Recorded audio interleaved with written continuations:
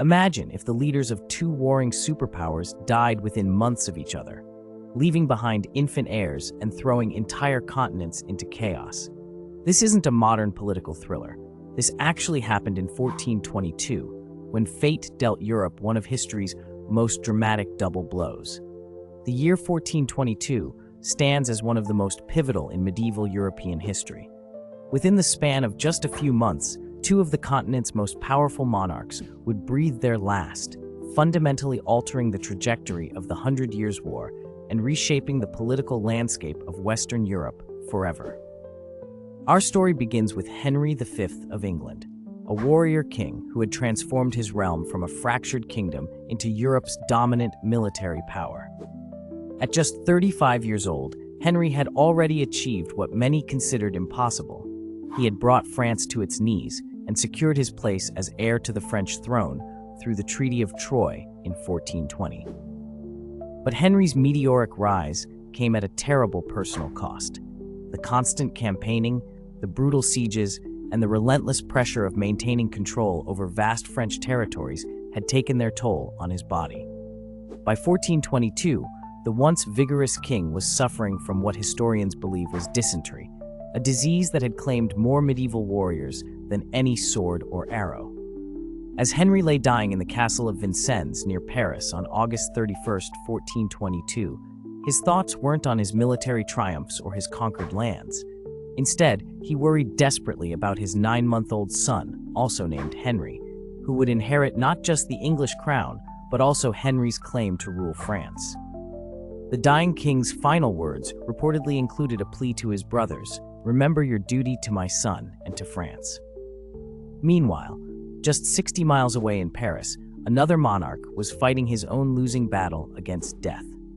Charles VI of France, known to history as Charles the Mad, had ruled for over 4 decades, though his reign had been marked by periods of severe mental illness that left him unable to recognize his own family or even remember his own name. Charles's madness had begun in 1392 when he was just 24 years old. During a military expedition, he had suddenly turned on his own knights, killing several before being subdued.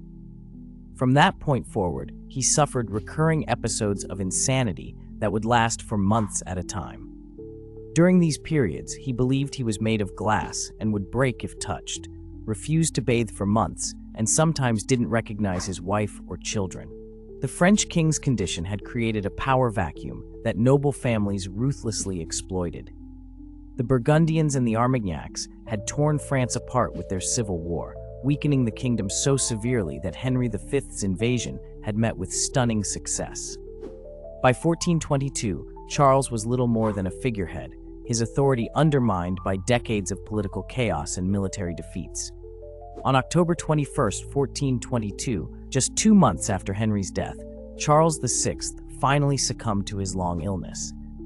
His death marked the end of a reign that had seen France transformed from Europe's strongest kingdom into a fractured realm where English soldiers occupied its capital and its rightful heir, the future Charles VII, controlled only the territory south of the Loire River.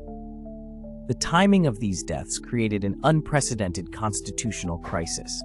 Henry VI of England was proclaimed King of France and England at just 9 months old, making him the youngest person ever to hold such titles. A contemporary chronicler wrote, "Never before had Christendom seen an infant wearing 2 crowns while unable to speak a single word." But the infant king's dual inheritance was far from secure. In France, Charles VI's son, the Dauphin Charles, refused to acknowledge the Treaty of Troyes and declared himself the rightful King Charles VII. This created a situation where 2 different kings claimed the same throne, setting the stage for renewed warfare that would rage for another 30 years. The English response to their king's minority was swift and decisive. Henry V's brothers, John, Duke of Bedford, and Humphrey, Duke of Gloucester, established a regency government that would rule in the young king's name. Bedford, the more capable of the two, took control of English possessions in France and proved himself a skilled military commander and administrator. However, the English faced an enormous challenge. Maintaining control over their French territories required constant military pressure and enormous financial resources. Without Henry V's charismatic leadership and tactical genius, the English war machine began to show signs of strain. The French situation was even more precarious. The Dauphin Charles, now calling himself Charles VII, controlled less than half of what should have been his kingdom. The Burgundians remained allied with England, Paris was occupied by English troops, and many French nobles questioned whether this uncrowned king could ever hope to reclaim his inheritance. What makes 1422 so remarkable isn't just that two kings died, but how their deaths revealed the fundamental weaknesses of medieval monarchy. Both kingdoms discovered that royal authority, no matter how absolute it appeared, was ultimately dependent on the personal capabilities of individual rulers. When those rulers died, especially leaving infant heirs, the entire system could collapse with shocking speed. The death of Henry V also marked the beginning of the end for English dominance in France. Without his military genius and political acumen, the English gradually lost ground to a resurgent French monarchy that would eventually rally around Joan of Arc and drive the invaders from French soil. For France, Charles VI's death finally ended 4 decades of royal incapacity and civil war. Though the kingdom remained divided, it now had a king who, despite his precarious position, was mentally capable of ruling. This would prove crucial in the years to come, as France slowly rebuilt its strength. The year 1422 demonstrates how individual lives, even royal ones, remain subject to the same mortality that governs us all.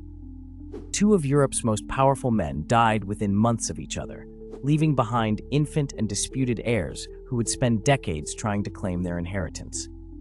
Their deaths didn't just change dynasties, they altered the entire course of European history, proving that sometimes the most dramatic turning points in history come not from great battles or political revolutions, but from the simple, inevitable fact that all human stories must eventually end.